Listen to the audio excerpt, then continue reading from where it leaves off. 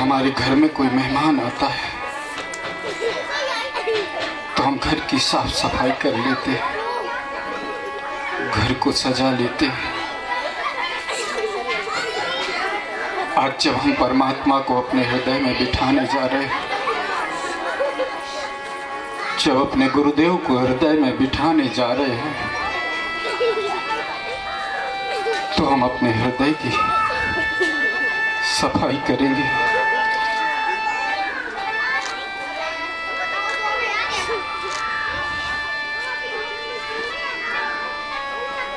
हम अपने इष्ट का ध्यान करेंगे। सर्वप्रथम देवों में पूज्य भगवान श्री गणेश जी का ध्यान करेंगे। सभी से प्रार्थना है, कमर सीधी, गर्दन सीधी, आंख बंद। आज्ञा चक्र पर ध्यान, जहाँ तिलक करते हैं, बहनें बिंदी लगाते हैं, वहाँ पर ध्यान करेंगे। ओम गम गम गम गणपतये नमः।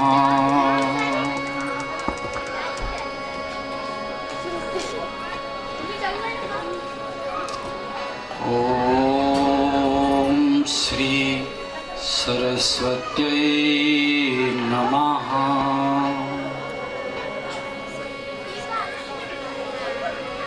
ओम श्री गुरुभ्यो नमः।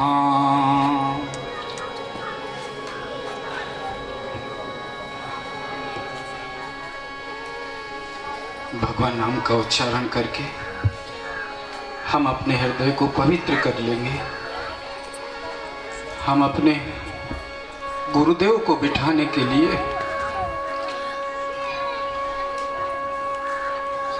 सबरी के गुरु ने कहा, सबरी से, हे सबरी, ये गुरु का वचन है। गुरु का वचन कभी मिथ्या नहीं होता। गुरु के वचनों पर विश्वास रखना। एक दिन राम स्वयं तेरे द्वार पर चल करके आएंगे।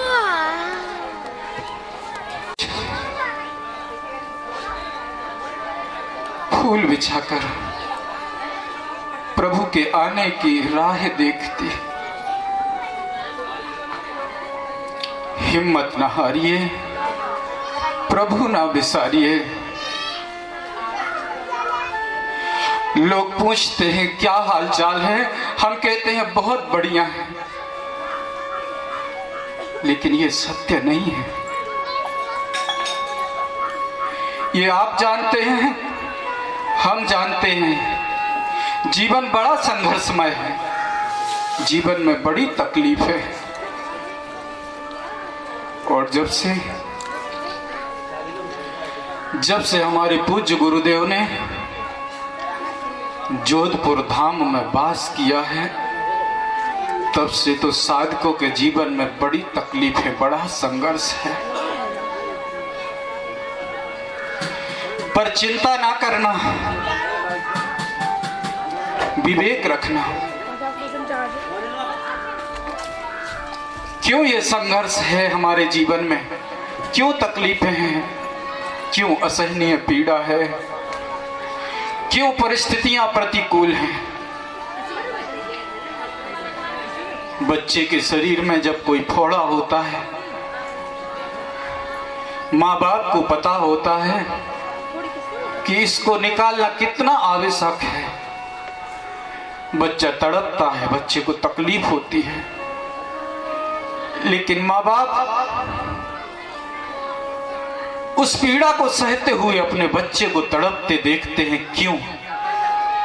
क्योंकि उनको पता है अगर इसको निकाला नहीं जाएगा तो इससे बड़ी बीमारी होगी। आप ब्रह्मज्ञानी गुरु के शिष्य हैं और हमारे गुरुदेव कभी नहीं चाहते कि हम फिर से जन्म लें और फिर से मरण हो, फिर जन्म फिर मरण हो। हमारे पूज्य गुरुदेव चाहते हैं इस जन्म मरण के चक्कर से उनके शिष्यों को मुक्ति मिल जाए। इसलिए हमारे कई कई जन्मों के कर्मों को काटने के लिए वो नहीं चाहते पूर्व जन्मों के कर्मों के कारण हमें पुनः पुनः जन्मना और मरना पड़े। हमारे पूर्व जन्मों के कर्मों को कटवाने के लिए अगर हमें जरा सी तकलीफ होती है तो होने दो, अगर विपरीत परिस्थितियां होती हैं तो होने दो, अगर जीवन में संघर्ष है तो रहने दो। अपने परमात्मा के ऊपर भरोसा रखो। वो आपको कभी दुखी देखना नहीं चाहता, वो आपको प्रसन्न देखना चाहता। भीष्म पितामह बाणों की सैया पर लेटे हुए हैं। श्री कृष्ण पहुंचते, भीष्म पितामह कहते हैं, हे कृष्ण, हे माधव, मैंने अपनी बुद्धि से रिवर्स विद्या के माध्यम से अपने 72 जन्मों तक का देख लिया। मैंने इन 72 जन्मों में कभी कोई ऐसा कर्म नहीं किया जिसका मुझे ये फल भोगना पड़ रहा। हे माधव, वेद कहते हैं कि हम जो भी भोग रहे हैं अपने कर्मों का भोग रहे हैं, लेकिन मैंने तो पूर्व में 72 जन्मों तक मैंने देखा है, मैंने कोई ऐसा कर्म नहीं किया जिसका मुझे ये भोगना पड़ता है। कृष्ण मुस्कुराए, भीष्म, अगर थोड़ा और पीछे जाते तो जो आपका 93वां जन्म हुआ था उस समय आपने एक कीट को एक नुकीले कांटे से बार बार उसको वो कांटा चुभाया था। उसी का ये कर्म तुम काट रहे हो। तो जीवन में अगर तकलीफ आ जाए तो किसी को दोष ना देना, घबराना ना, डरना मत, हिम्मत करना। गम की अंधेरी रात में दिल को ना बेकरार कर, सुबह जरूर आएगी, तू सुबह का इंतजार कर, तू सुबह का इंतजार कर। और कष्ट किसके जीवन में आते हैं? सुदामा के जीवन में कष्ट आते हैं। अगर तुम्हारे जीवन में कष्ट है तो घबराना मत, ईश्वर की कृपा है।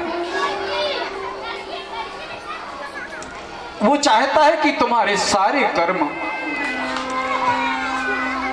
तुम्हारे कर्मों की जो गठरी सिर पर है वो यही इसी जन्म में पूरी समाप्त हो जाए। इसलिए वो हमारे कर्मों को काटने के लिए हमारे जीवन में कष्ट आ रहे हैं। जब एक बालक को कष्ट होता है तो माँ कितनी दुखी होती है, पिता कितना दुखी होता है। कष्ट आए तो रोना भी मत, क्योंकि हमारे जो इष्ट हैं, हमारे जो गुरुदेव हैं, अगर वो हमें रोता देखते हैं तो उनको भी बड़ी तकलीफ होती है। जब जब जीवन में कष्ट आए प्रार्थना करना, गुरुदेव, प्रभु, हरि, तुम मेरे कष्ट को देखकर, मेरी तकलीफ को, मेरे दुखों को देखकर दुखी मत होना। तकलीफ नहीं, ये तो ऐसे ही आपकी याद आ गई थी। इन दुखों की, इन कष्टों की क्या मजाल है जो आप आपके बेटे को रुला दे, जो आपकी बेटी की आंखों में आंसू ला दे। इन कष्टों की ऐसी मचाल नहीं है गुरुदेव, बस आपकी याद आ गई थी इसलिए आंखों में आंसू आ। मैं दुखी नहीं।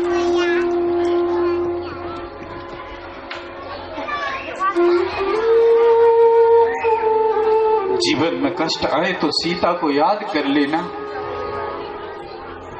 जीवन में कष्ट आए तो कुंती को याद कर लेना, जीवन में गरीबी आए तो सुदामा को याद कर लेना, जीवन में संघर्ष आए तो पांडवों को याद कर लेना।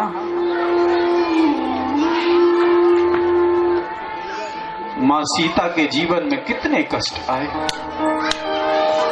लेकिन उन्होंने कभी अपने धर्म को नहीं छोड़ा।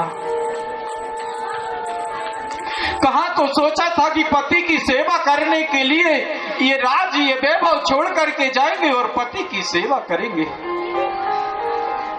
सब कुछ छोड़ा, पति की सेवा भी नहीं मिली।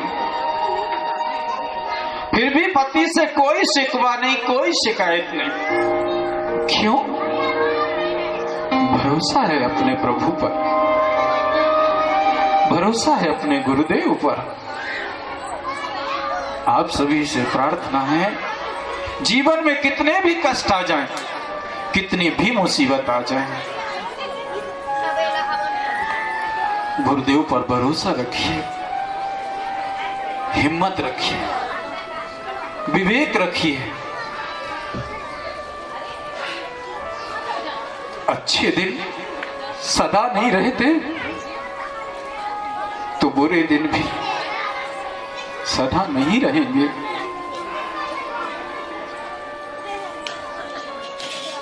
आज हम पूज्य बापू जी की प्रेरणा से, पूज्य बापू जी की कृपा से माता पिता पूजन का आयोजन कर रहे हैं। उसमें हम सभी लोग सम्मिलित हुए। एक कथा आती है, एक शराबी व्यक्ति घर से बाहर निकलता है और रास्ते में उसका एक्सीडेंट हो जाता है और उसकी अकाल मृत्यु होती है। मृत्यु का समय होता है, शराबी व्यक्ति है। यम के दूत जब उसे लेने के लिए आते हैं तो वो क्या देखते हैं?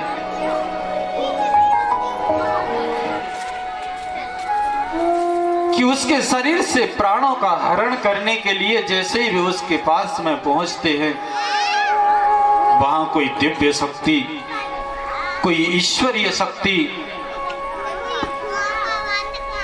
जो सुरक्षा कवच बनकर के विद्यमान होती है, जिसके कारण से वो यम के दूत उसके प्राणों को हरण करने में असमर्थ होते हैं।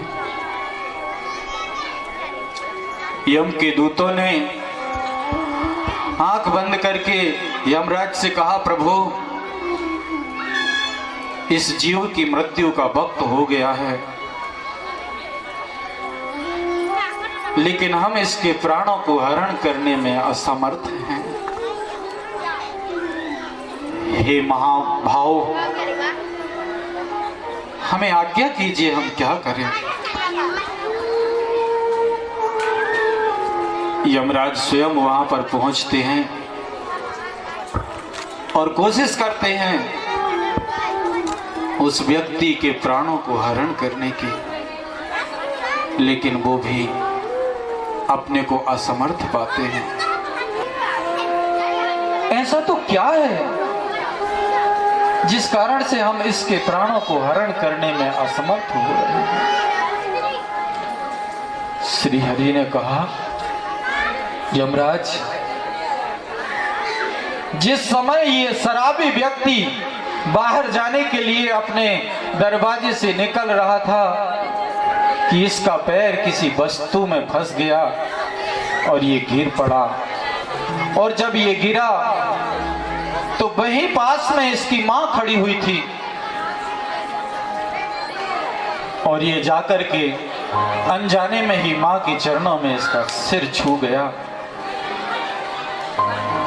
यमराज, इसकी मां ने इसको हाथ पकड़ के उठाया और इसके सर पे हाथ रख के कहा, बेटा संभल के चलना। आज ये जो शक्ति तुम्हें प्राणों को हरण करने में रोक रही है, ये उसी मां का आशीर्वाद है। ये व्यक्ति अपने मां के आशीर्वाद को लेकर के घर से निकला था, इसलिए यम के दूत इसके प्राणों का हरण नहीं कर पाएंगे। इसके प्राणों को हरण करने के लिए हमें अपने पार्षद जय और विजय को भेजना पड़ेगा। सोचिए कि जब अनजाने में अगर मां का आशीर्वाद बालक को प्राप्त होता है और उस दिन यम के दूत उसके प्राणों का हरण नहीं कर पाते, तो अगर नित्य प्रति हम अपनी मां, अपने पिताजी के चरण स्पर्श करके आशीर्वाद लेते हैं, तो हमारा जीवन में कभी अमंगल नहीं हो सकता।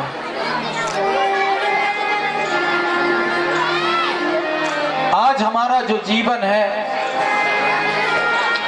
वो हमारे माँ बाप की तपस्या का फल है। आइए हम सब मिलकर उन देवतुल्य माता पिता के चरणों की पूजा करें। मातृदेवो भव, पितृदेवो भव। आज हम माता पिता के चरणों की पूजा करके, माता पिता के चरणों का वंदन करके उनका आशीष प्राप्त करेंगे।